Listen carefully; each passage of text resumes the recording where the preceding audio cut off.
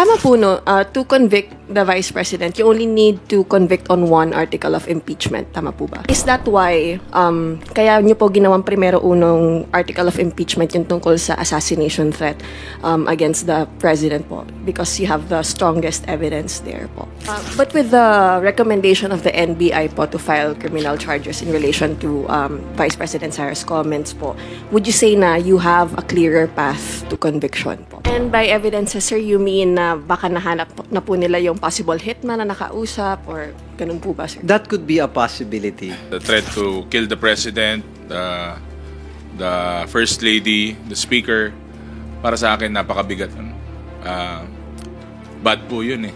But baka may comment lang po kayo sa sinasabi ni former Speaker Pantaleon Alvarez na pag napatalsik daw po si VP Sara through impeachment nga po, magtutulak daw po kay former President Duterte to run again for President in 2028. Good luck. Siya ba magwa-vice? Sobrang nakakagulat na balita. Grabe, former President Rodrigo Roa Duterte ginulat si Vice President VP Sara. Papalitan ng Pangulo ng Pinas, nagulat si VP Sara convicted. Ayon sa nakalap nating impormasyon, tatakbo muli si former President Rodrigo Roa Duterte bilang Pangulo ng Pilipinas sa oras na matuloy ang kaso ni VP Sara na impeachment. Convicted na kasi ang ikakaso kay VP Sara ng NBI. Papalitan ni former President Rodrigo Roa Duterte ang Pangulo ng Pilipinas, nagulat si PBBM. Tara panoorin natin. Meron po kayo ni-release na video the other day. It was yesterday, no? Medyo familiar kasi pare-pareho po kayo ng background. If you can just say lang kung ano po yung nangyari yesterday, ba't po kayo magkakasama? May meeting po ba? Is it about impeachment? No, there was a meeting yesterday sa Secretariat. Meron kasi mga prosecutors, tas meron din mga volunteer lawyers who would want to be part of the impeachment process. As far as we know, iba-iba sila eh. Actually, may mga kilala, merong mga hindi, less popular, but there were familiar faces that I saw dun sa lugar. In any case, hindi ko pa makwento muna kung sino-sino dahil hindi ko talaga kakilala lahat. It was initial meeting pa lang naman. Yes. Yung sa amin naman nila Kong Ernix, syempre nandun yung mga naging part ng Quadcom na Young Guns saka Good Government. Pero basically, we're there. Ano ba tayo doon pare? Parang support. Moral support staff. Ganun ba? Hindi naman. Hindi, syempre katulong nila kami for possible na yung mga ganito, yung mga talking heads natin, mga for interviews. Nandun naman kami para at least alam namin yung mga mangyayari at posibleng mangyari. May pwede ba kayong i-share sa amin, like ano ba yung mga generally na pag-usapan, like mga scenarios, yung ganyan, what were tackled? Tapos, yung prominent, you mentioned prominent people, mayroon bang mga justices, meron ba kayong mga kinoconsult na ganun? Wala pang scenario building, wala pang nothing formal. So, parang meet the team, meet the group, parang ganun lang. Nothing too formal. More on, yun nga, sabi ni Kong Ernix, meron yung mga nagvo-volunteer, tapos pero basically, in-house pa rin naman tayo. Tayo lang din yung mga nandun. First time din, sir, na kompleto ba kayo? Gano'n Hindi kayo rin. Madami pong, yung iba out of the country, yung iba nangangampanya. Ako naman kasi, a few hours drive lang naman ako from Manila. So, mas madali naman na makabiyahe. Rosalicas from UNTV. I-follow up ko lang, nabanggit kasi ni Kong Ortega na yung Young Guns, yung yung support group. Yung usually nakikipag-participate sa Good Government and Quadcom hearings ang support group nitong prosecution panel ng House for the impeachment trial. Tama po ba? Hindi. The Young Guns will still be the Young Guns. Alam nyo naman, may opinion, may paninindigan. Saka kung ano na po yung ginagawa namin dito, wala pa naman pong impeachment noon, wala pa naman pong Quadcom noon. Basically, kung may issues po sa House at may issues for national government, even parochial, not only as mga humaharap po sa ating media, pati naman po yung mga ongoing na programs saka shows ng Young Guns, tuloy pa rin naman po. So basically, kung ano yung naumpisahan namin, yun pa rin po yung gagawin namin. Not only in terms of yung issues natin na like yung impeachment, ganun. Basta kung ano po naumpisahan ng Young Guns na trabaho, follow through pa rin po kami kahit na kampanya, kahit na meron na po tong issues ng impeachment. Basically, what we were doing from the start, yun pa rin po ang gagawin namin. Just to add sa sinabi ni Kong Pao na generally speaking, yung young guns kasi parang magkakaibigan yan eh. So if we hear something na pagkwentuhan, sumusupport kami sa isa't isa eh. So pag nagpunta si Pao, for example, sa isang meeting, daan din kayo dito, so privy kami doon sa mga nangyayari. Mahirap din kasi, like ngayon, nakaharap kami sa media, hindi namin alam kung ano yung nangyayari. And it's not just about impeachment, no? It's more of any national issues that bilang representante, bilang congressman, na dapat maalam kami sa mga current events. So we can handle things in our level. At syempre, well-informed kami para yung sa constituency namin na ano namin yung mga pangangailangan din nila. Thank you. Some of the young guns are part of the secretariat. Hindi mga secretariat hindi naman po kami part ng secretariat. Siguro tutulong-tulong lang. Nagjo-joke lang kami na secretariat kami kasi nga more on ano kami. Siyempre dapat updated kami sa mga nangyayari. Hindi ko naman masasabing spokes kasi parang wala naman akong karapatan maging spokesperson. Although alam ko na ako ang darling of the media sa mga young guns. Self-proclaimed. Self-proclaimed yun na hindi sila nag-dub sa akin. Saka malakas yung dating. sorry pare. Pero yun nga, syempre dapat informed po tayo and if given the chance, halimbawa, nag-push through na tong impeachment, kung bibigyan kami ng upuan sa loob ng Senado, syempre gusto rin namin na ma-experience saka makita live in living color na nandun po tayo. So you're expected to attend the meetings of the prosecution panel every time they meet regularly? Hindi naman, pero syempre may mga meetings po na hindi naman siguro kami dapat kasama, pero as much as possible gusto naman po natin updated tayo kasi ang trabaho po niyang congressman, dapat alam po ng mga taga-district namin kung ano nangyayari. Well-informed sila. And alam nyo naman po, sa mga lugar natin, mahilig sila sa storya. Mahilig sila sa, kumbaga, sa latest. So, dapat alam din po ng taong bayan. Tsaka ma'am, if I may add lang po, yung whole processes na nangyayari ngayon sa Congress, like for example, not just impeachment, but kasali impeachment, nakakatuwa na naaaral natin yung proseso pag nangyayari. Minsan kasi nangyari years ago, 5 years, a decade ago. Minsan nakakalimutan na natin yung proseso eh. O kami, even if we're part of Congress, we would want to brush up on the process itself, yung step by step, para nalalaman namin. Hindi kami yung tolongges, so to speak. Matanong ko na lang din po, hindi po ba kayo nag-aalala na baka po mawala ng jurisdiction ang 19th Congress regarding po dun sa impeachment complaint? Kasi si retired Supreme Court Associate Justice Ascuna made a statement saying that if hindi po nakapag-acquire ng jurisdiction yun pong 19th Congress at sisimula na yung 20th Congress, mawawalan po ng effectivity yun pong mga signatures nyo dun po sa 4th impeachment complaint. May mga iba-iba kasing opinion patungkol dyan. Pero sabi ko nga po, hindi naman kami abogado ni Kong Ernix. So definitely there has to be jurisprudence on this or kaya magkaroon ng nagkakaisa na ruling para dun sa kasi may mga legal opinions may iba-ibang opinions So until na maumpisahan to, hindi pa natin masisigurado kung ano nga po yung estado ng comment na yon. So, I guess they have to make a ruling on this. Supreme Court po ba o ang Senate? Ang kailangan magkaroon ng ruling? In-house yun so Senate first nasa kanila na rin lang yung bola. So, sabi ko nga, hindi natin masasabi hanggat hindi na po naumpisan kasi mahaba po yung proseso niyan. Hindi naman po impeachment agad So, marami pang administratibo na kailangan ayusin. Okay, thank you po. Thank you, Rosalie. Next question will come from Krisha Ginelle Subing-Subing of Inquirer. Hello, good morning po, Kongs. Tama po, no? To convict the Vice President, you only need to convict on one article of impeachment. Tama po ba?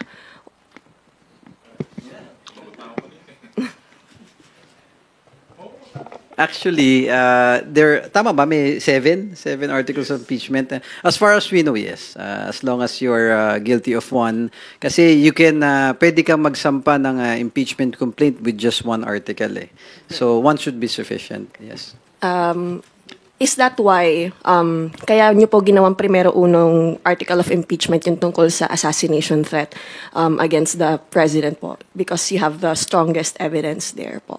Actually, in all honesty, yung pagkaka-arrange ng mga articles of impeachment, I don't think hindi naman yan yung mababa pataas eh. I think all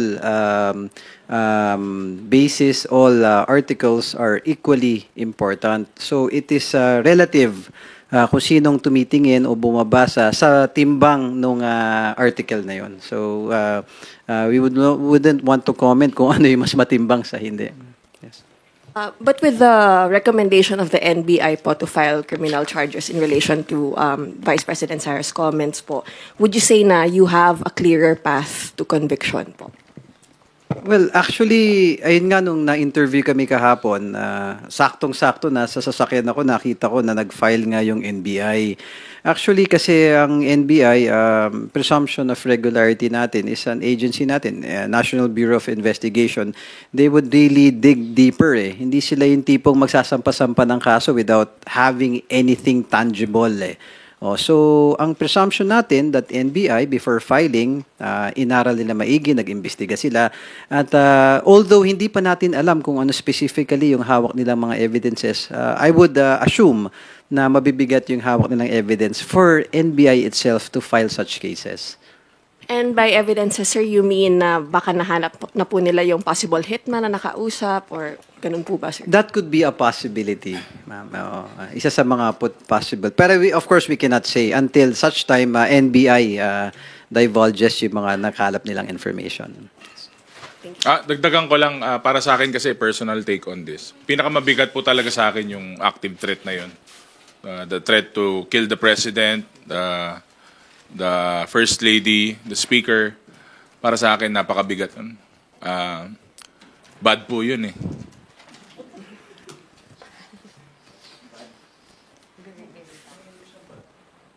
Thank you, Krisha. Any questions from our media friends?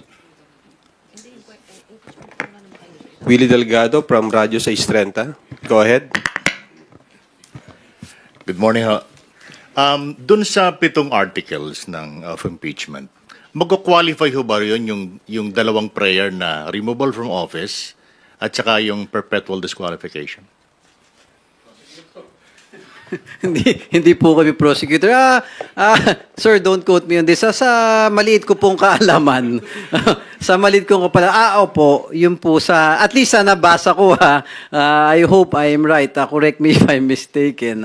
Opo, yun po kasi yung talagang charges impeachment. Kasi in any impeachment case na dadaan sa Senado as impeachment court, dalawa lang po kasi yung mangyayari doon. It's either guilty or not guilty. Now, when the individual accused is guilty, yung pong nabanggit nyo ang magiging sanction o ang tatanggapin niya. Wala pong labis, walang kulang. Yung po ang nakasaad po sa saligang batas natin.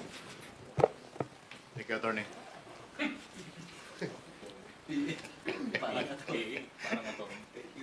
Thank you. Haji Camino from Brigada. You're recognized. Sir, morning. Masarap yung piatos. Anyway. Sarap, baong ko yung kanina. Sir, ang question ko, babalikan ko lang yung sa NBI. Kasi nag-release po ng very long statement si VP Sara kahapon. Sabi niya po, as expected. So, any comment po dun sa very short statement po ni VP? Nag-comment na ako actually yesterday na may video ako. Pero sabi ko nga, expected yun. Expected na. Expected din namin yun. Kasi sabi ko nga, i-death threat mo yung Pangulo, First Lady, saka Speaker. Sabi ko nga, bad yun. Dapat di ginagawa ng tao yun. Masama yun. Okay, sir. Again, ako kasi yung stand ko lagi na NBI kasi agency natin ng National Bureau of Investigations. Talagang if you'd go to the bottom of things, I'm sure that meron silang nangalap talagang evidence. So if there is enough grounds or evidence para mag-file sila, hindi po gagawin basta ng NBI, in my humble opinion. So I think talagang meron at wait and see tayo kung how things will proceed. Let the process proceed, sir. Sige. Total may shout out po kayo kanina kay President Marcos Kong Pao. Maybe you would like to elaborate po on that. Particularly siguro yung magiging impact po nung very strong statements ni Pangulong Marcos against the, although hindi naman pinangalanan, pero obvious kumbaga kung sino po yung pinatutungkulan. Hindi. Ako dun talaga ang kilig factor ko talaga dun. Yung sa West Philippine issue pa rin. Sabi ko nga, di ba, yung recent na press statement ko, yung mga mouthpiece, saka yung mga pro na China ang stand nila. Sabi ko, dapat pro-Pinoy tayo, pro-Pilipino. Kaya dun talaga yung nagustuhan ko na part ng speech niya na, di ba, hindi tayo papayag na ang kokontrol sa atin ibang bansa. Malakas po na message sa akin yun. Maliban po sa pag-endorso nga ng mga kandidato na kasama namin sa alyansa, naniniwala ako na personally, yun ang highlight para sa akin dun sa speech niya. Sayang nga, hindi ako nakasunod pero nagkaroon din kasi ng alyansa na mini rally doon sa amin. Dumaan sila sa San Fernando, La Union. Kaya nag-host na lang ako at syempre binigyan natin ng daan para ma-meet din po ng mga taga La Union yung mga ilang kandidato ng alyansa. Pero sa akin yun yung highlight ng buong speech niya. Just to add, sir, ako yung hindi kasi naano ko doon sa sinabi ni President BBM, yung issue-based, yung mga kandidato doon sa alyansa. Actually, medyo kinikilabutan ako nung pinapanood ko yung speech ni Pangulong Bongbong Marcos na talagang nakita mo yung stand ng mga kandidato sa alyansa, very issue-based Talagang may stand sila bilang candidates Ako kasi naniniwala na maraming nangangampanya na ngayon, nagsimula na yung national elections, maraming mga senatoriables na tumatakbo. Hindi kasi masyadong accepted sa akin na yung sinisigaw ng kandidato, iboto mo ko dahil dala ko si gantong kandidato. Dahil nakaalyansa ako sa gantong partido. I think that should not be the case. We are all Filipinos Those candidates who stand for our country should be the ones na pipiliin ng kababayan natin. And when I heard that President Bongbong Marcos was raising issues to stand para sa bansa natin, kaya natutuwa ako na ito yung mga kandidato sa alyansa. And kami, na being part of the alyansa, will be really fighting for this senatoriables who are standing for our country, hindi kung kani-kaninong politiko o partido. Last question na lang po. I think this was refuted already by the former retired Supreme Court Associate Justice Carpio. But baka may comment lang po kayo sa sinasabi ni former Speaker Pantaleon Alvarez na pag napatalsik daw po si VP Sara through impeachment nga po, magtutulak daw po kay former President Duterte to run again for president in 2028. Good luck. Siya ba magwa-vice kay dating Pangulo? Siguro malamang tatakbo siyang senador or vice kasi parang ganun yung premise So good luck po. Pwede naman pong okay lang naman po yun. Pwede siyang tumakbo. Baka ewan ko, baka lumaban din ako. Para i-oppose yung mga bad na pinaggagawa nila ngayon, kahit di ako manalo. Pero anyone can run, anyone can file for any position naman, basta qualified po. At saka number 1 na criteria po, dapat Pilipino.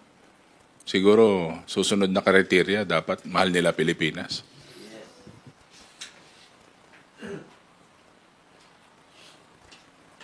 Thank you, Haji. Melanie Reyes from Radyo Pilipinas. Sir, good morning. Sabi po ng NEDA may panandali ang pagtigil ng USAID assistance. Other issue naman, sir, bukod sa impeachment. Sa inyong palagay, sir, anong pwedeng magawa ng gobyerno for long-term economic resilience para mabawasan yung dependence natin sa foreign aid?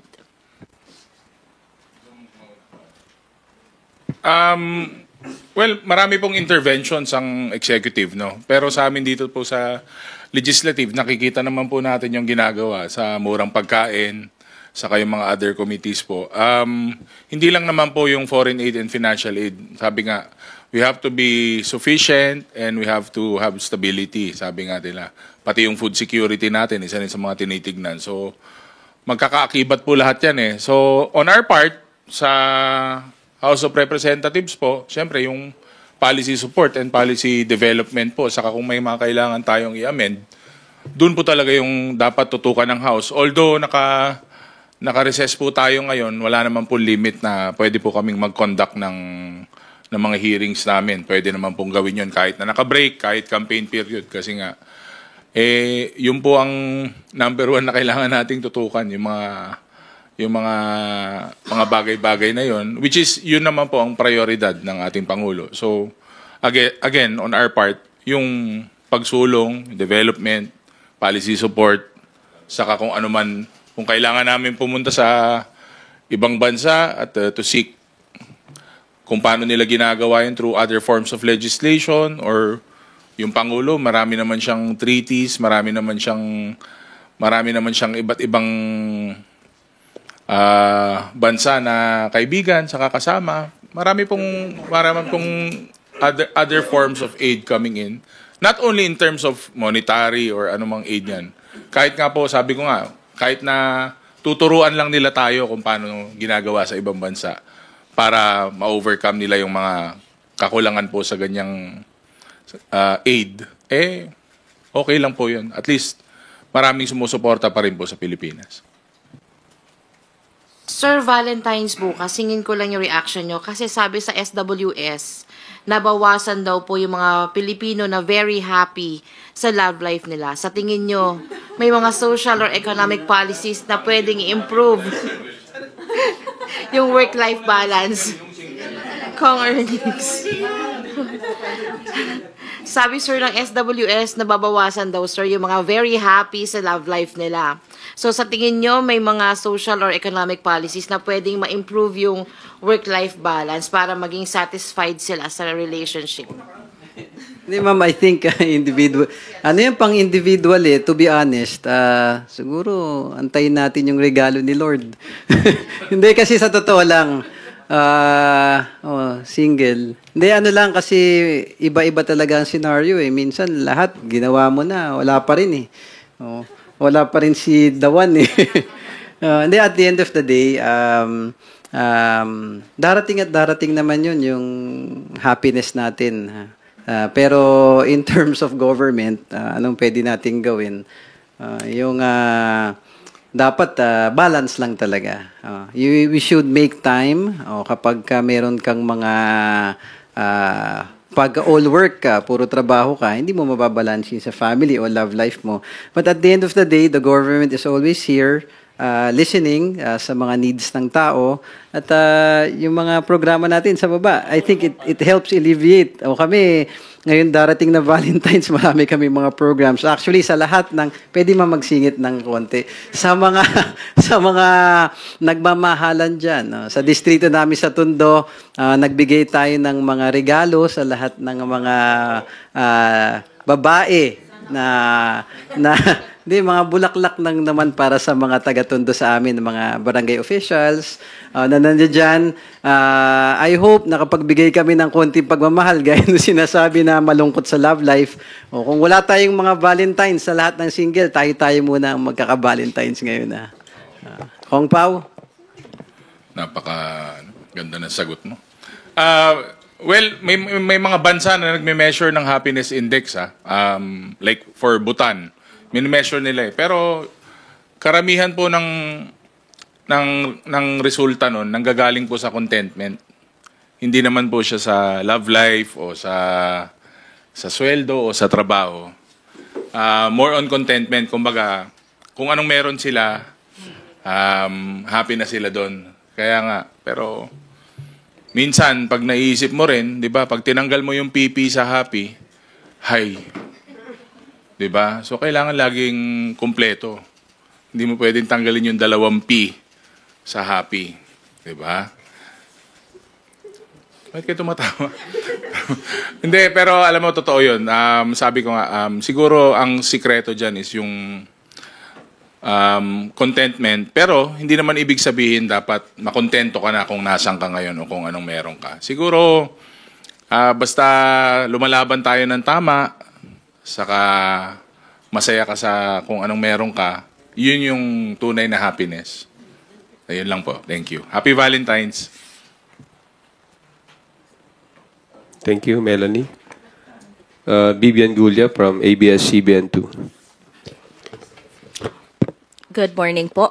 May we get your reaction dun sa sinabi ni Senate President Francis Escudero na walang epekto yung NBI recommendations sa napipintong impeachment proceedings, walang bearing yun at walang kinalaman yun doon? Sorry, hindi ko mag-get yung point kung bakit walang kinalaman. No, siguro, ang sinasabi ni Senate President Chis Escudero is dun sa whole process ng impeachment na gagampanan nila senators as impeachment court. Siguro, ang magiging kinalaman, eventually, if the NBI evidences will be presented, dun siya magkakaroon ng timbang. Pero for now, it would not, I would assume, na ang ibig sabihin ni Senate President doon na hindi makaka-affect ng mga decisions ng Senate whether or not to proceed at this time for the impeachment court. Thank you, ma'am.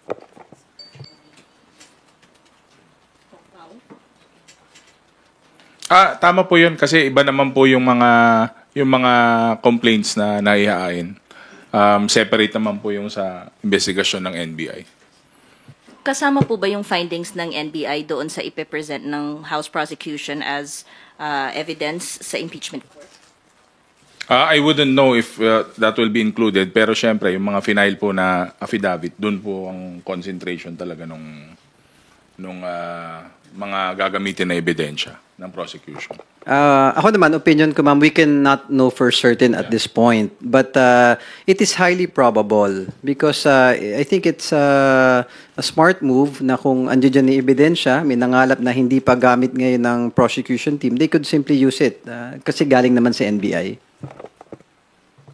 But with the NBI's findings, do you feel na sure shot na yung first article of impeachment on convicting? In my honest opinion, ma'am, there's nothing sure until nandoon na tayo sa impeachment court. But I think, like yung binabanggit ko kanina, mabigat na timbang yun kung titimbangin mo yung ebidensya kasi hindi siya hearsay eh. Hindi siya galing kung saan-saan lang, galing siya sa NBI natin. Like I said kanina na hindi ilalabas ng NBI yung kaso na yun nang wala silang mabigat na hawak. Also, your reaction na wala raw clamor sa Senate to call for a special session for the impeachment? Sino pong nagsabi na walang clamor? Senator J.V. Ejercito. Oh, okay. Is he speaking for the entire Senate or is he speaking for... From what he knows. From what he knows. Okay. Pero, syempre, yung mga ganung bagay, ano naman yan eh, pare-parehas kami na body. So, hindi naman decision lang ng isang tao yan. So, we leave it up to them. Hintayin po natin kung anong magiging resulta or kung magko-call man sila ng caucus or meeting nila with regards to the impeachment or kung may clamor man o hindi. Sila po ang makakasagot nung tanong na yun. Last na lang po. Dun sa may kinakasaraw po na malakihang rally yung progressive groups to urge the Senate to act on the impeachment complaint. To my knowledge, wala pa naman po akong naririnig pero siguro baka may mga ugong-ugong kasi they have done it before ginawa na rin po nila sa harap ng Senado. Karapatan naman po ng mga progressive groups o yung mga kung may mga nagnanais po na umusad po ito. Again, sabi ko nga po, on our part, sa Kongreso po, nasa court na po nila yung bola. So we leave it up to the wisdom of the Senate. Thank you po. Thank you, Bibian. Ines Capanti of GMA Online. Good morning, sirs. May statement kasi yung PDP Laban, led by former President Duterte, na asking voters to choose wisely who they will vote for, especially in the Senate where the fate of the Vice President will be decided. And they also said, at the end of the day, impeachment is a numbers game, and the more allies she, referring to the Vice President, has in the Senate, the better for our country. How do you respond to that? Do you agree with that statement, or any violent reactions, if any? Kampanya kasi nila yun eh. So yun ang basis ng buong kampanya nila is to add more numbers to help the Vice President.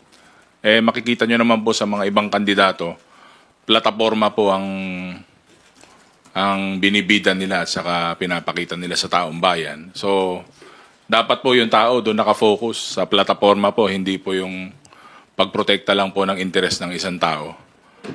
Sabi ko nga, kaya nagandaan ako sa speech ng Pangulong Bongbong Marcos kasi ang isa sa highlights ng speech niya is pro-Pilipino saka paglalaban yung West Philippine Sea. Hindi ko lang po alam kung yun ang isa sa mga priority nung kabilang grupo. Just to add, I totally agree with what Kong Paulo Ortega said, ma'am, na yung mga kandidato kasi should not be based again sa personalities, kung saan ka naka-alyansang party o kung ganitong tao ang sinusuportan. It should really be based kung maka-Pilipino ka or hindi. We should really unite as one in fighting for our country. So, nag-iikot-ikot yung mga candidates ngayon. Gaya, I do agree na sinabi, piliin nating maigi. Pero ano ba yung tamang basihan? Is it because para sa isang tao or is it para sa bansa natin? At the end of the day, dapat pro-Philippines yung mga pipiliin natin.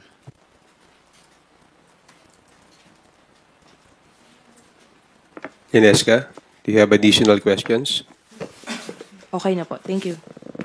Thank you. Last question for today. After Junix Duruño of Filipino Mirror, you're recognized.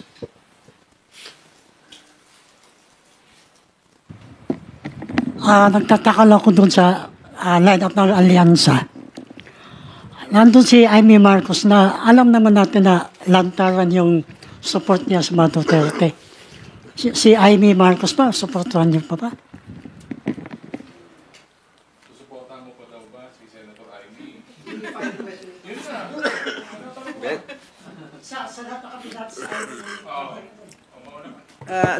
Being part of the Alyansa, we would be supporting the entire slate of Alyansa because we do believe in what they can do for our country.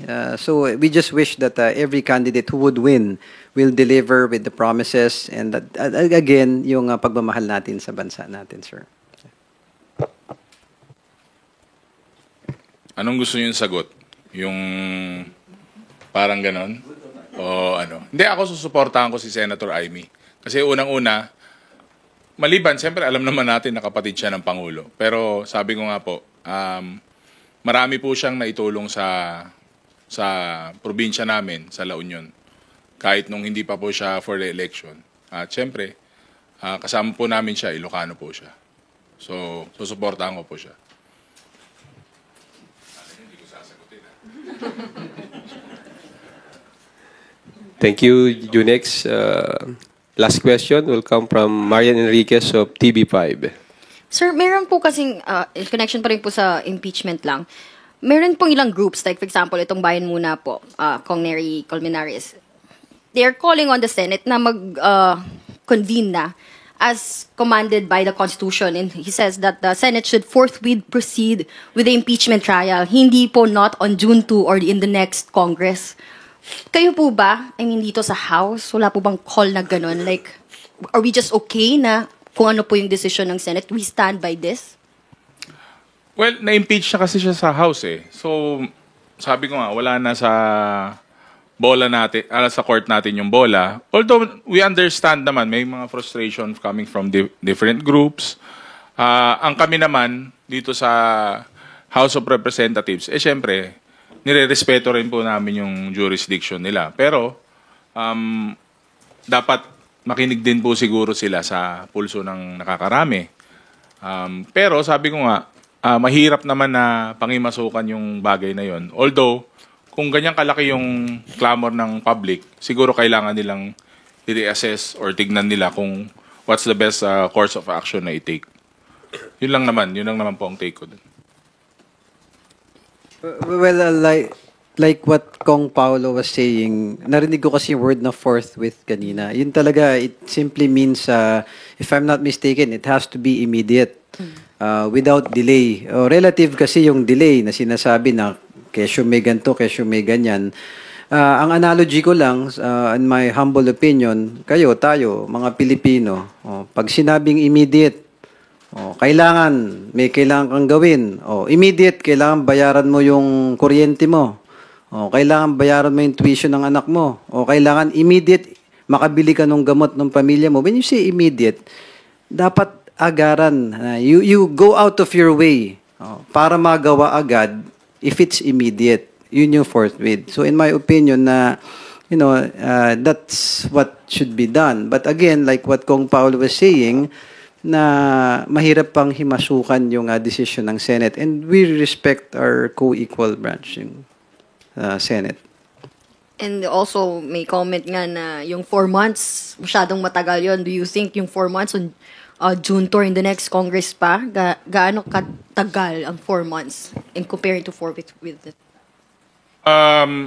Yun nga, sabi ko nga, nasa sa kanila talaga yun. Pero marami nagsasabi. I mean, medyo matagal nga yung 4 months. Kasi nga, pero you have to understand also na special po yung sitwasyon ngayon dahil kampanya. So, campaign period din ngayon. Marami po yung actually, nag-iikot na sila ngayon, yung mga ibang senators namin. Pero sabi ko nga, mataas po ang respeto natin sa Senado. Alam po natin na may tiwala po tayo na gagawin nila yung tama at gagawin nila yung... At mararamdaman po nila ang pulso ng taong bayan. Sigurado naman ako na hindi sila magdadalawang isip na tugunan yung, kumbaga, yung call to action ng taong bayan. Saka alam natin, magagaling po yung mga ating mga senador. Nandyan po yung mga cream of the crop na pinili po ng taong bayan. So, kaya nga, pangarap ko rin po maging senador balang araw. Pero mukhang hindi kaya ng budget. So, kaya tinitingala po sa iniidolo ko po sila dahil ang pangarap ko talaga maging senador. Pero baka mauna si paring Ernix sa akin. So, yun lang po. Thank you. Sir, tungkol lang sa SWS survey rin, I don't know if you've released a statement na regarding to nga sa ayuda, no, na 90% po of those aware, for example, sa 4Ps, they view it as either very helpful or somewhat helpful. Any comment po on that? And lalo na nga may mga, critics po na sinasabi nga na napupolitika po ito pong mga ayudang ito. Kaya nga po nagawa yung mga programa na hindi naman po ginawa yan kahapon lang. Pinag-isipan po yan not only nung binabalangkas sa ginagawa yung batas. Nung ginagawa po yung mga IRR niyan, yung possible na amendments, pati yung mismong programa, alam naman ng mga agencies saka ng gobyerno kung anong pangangailangan ng tao. At yung 91% na yan is a reflection po na nakakatulong po sa marami yung ating mga ayuda. Not only po dun sa mga sectors na very, very vulnerable, pero nabigyan nga po natin ng tulong yung mga kapusang kinikita, which is, alam naman po natin na marami pong external factors na involved dyan. So, ang importante naman po nakakarating yan sa tao at hindi naman napupunta kung kani-kanino. So, masaya po tayo sa resulta na 91%. Konti na lang, 92% na.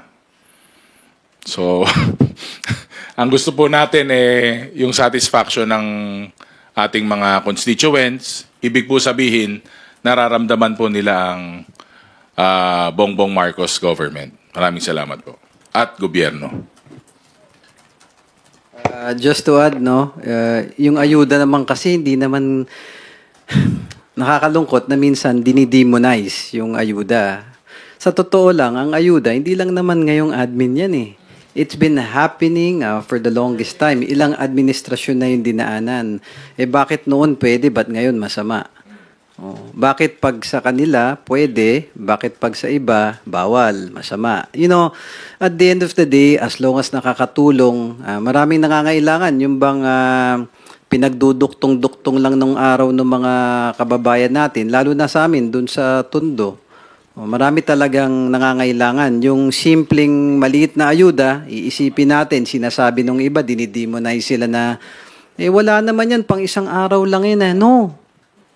Yung pang isang araw na yun, hindi mo alam kung gaano kalaking epekto sa mahirap na tao that could save their lives, na nakakatulong sa tao, o minsan na napapalago nila yung maliit na kabuhayan nila. Yung iba nga, kapit sa patalim, umuutang doon sa may payong tsaka nakamotor, yung mga Bombay. Hindi, sa totoo lang. Yun yung medyo nagagahasa yung mga kababayan natin. Pero yung simple at maayos na ayuda, as long as nakakarating doon sa tunay na nangangailangan, huwag naman sana nating masamain dahil lang sa politika. Again, like what I'm saying, yung ayuda, hindi lang ngayon nangyayari yan. Ilang administrasyon na ginagawa. Ang kaibahan lang ngayon kay Pangulong Bongbong Marcos, mas pinarami, mas pinaigting at mas maraming naaabot na direkta. Yung ba masama o yun mas nakakabuti para sa mga Pilipino? Saka sabi nga nila, yung nagdi-demonize pare, demon. Demonize di ba? Sir, last na lang, another SWS survey. 67% daw ng mga Pilipino show their love through acts of service. Kayo, sir, ano ba yung love language ninyo? And any Valentine's na message po? Siguro maybe, pag-usapan na lang natin sa Senate regarding impeachment.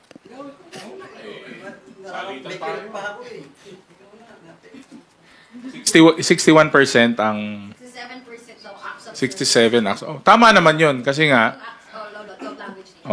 kasi nga action speaks louder than words, 'di ba? Alam niyo ba 'yon? O ngayon niyo lang narinig? Alam niyo 'yon, 'di ba? So sabi nga nila, sa amin merong may sikat na Ilocano na phrase Sabi nila aramid ti pakakitaan. Ang ibig sabihin nun, yung gawa mo doon nila ibabase yung serbisyo o yung pagkatao mo. Dapat nakikita nila sa gawa. So, para sa mga nanonood po, syempre, iba naman yung salita ka lang ng salita, mas maganda yung pinapakita mo talaga. Saka binibigyan mo ng kabuhayan yung salita mo. So, ano yung susunod na tanong? Any message? Valentine's message sa akin? From me? Sa Senate? Sa Senado, hindi lang naman sa Senado, siguro sa Senate, sa Office of the President, sa Office of the Vice President, sino pa ba mga local governments natin, mga barangay officials. Mahal na mahal po kayo lahat ni Paulo Ortega.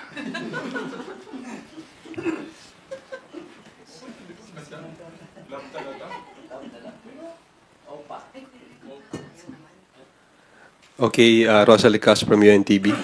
Sorry po, super pahabol. Kasi po si House Deputy Speaker Frasco, nagpaliwanag po siya doon po sa reason why he voted for the impeachment of the Vice President. And he explained, I quote, "I signed the impeachment because of you, because of our programs, projects, and progress." He was talking to his constituents in a campaign rally, I guess, or in a caravan. services. I cannot risk our projects, programs in Liloan if I will not join the majority. Tatanong ko lang po, dun po sa 66 na hindi bumoto or more than 60 House lawmakers na hindi bumoto sa impeachment ni VP Duterte, do they risk their projects and programs? Mawawalan ba sila ng pondo dahil hindi sila bumoto in favor of the impeachment of the Vice President? Yung 66 ba yung... Sabihin na po natin more than 60 kasi 240 po kayong bumoto. Yeah, hindi naman po sila magiging congressman kung nakasalalay lang sila sa plans at programs na ine-expect from the national government. May mga kanya-kanyang programa po naman lahat kami, pare, 'di ba? Lahat naman tayo. Kanya-kanyang decision po 'yan. Wala pong pilitan, wala pong puwersahan. Parang ako, pulso po ng distrito ko yung ginagawa kong basehan para dito. So, hindi ko rin naman po pinaliwanag kung bakit ako bumoto. Actually, number 8 po ako sa pumirma. Pero hindi ko po pinapaliwanag yon dahil alam ko na yung decision ko, it's a vote. It's a simple vote. Hindi ko naman pinaliwanag na nag-anti-divorce bill ako. Kasi yun po ang pulso ng aming distrito. So, para sa akin po, in some places, siguro, merong epekto. Pero ang sabi ko nga po, yung mga congressman, yung mga local officials na nandyan, sila po ang kaharap ng tao araw-araw. Sila po ang nakakahalubilo ng tao araw-araw. Siguro kung pulso lang sa pulso, lamang yung incumbent na congressman, lamang yung tao na nagsisilbi na nandyan, over dun sa kampanya lang na magpapakita tuwing kampanya kumpara sa taong naging leader at tumutulong sa taong bayan ng 3 taon or more than 3 years na. So, for me, it's a vote for the jurisdiction, for the district. And may kanya-kanya po kaming rason kung bakit bumoto kami o hindi.